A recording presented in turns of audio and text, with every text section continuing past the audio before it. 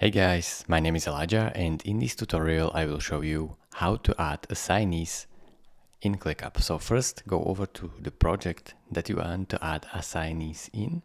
So in my case it is this project 2. Then choose a task. So I have this task 1 in progress and I want to add an assignee to my task.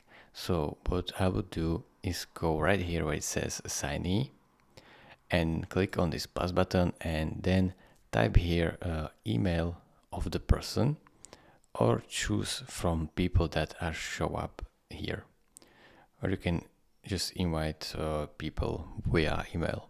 So choose one of these and click on the people. It is really this simple. Thank you for watching. If this video was helpful to you, consider subscribing and liking this video, and I will see you in the next tutorial. Bye bye.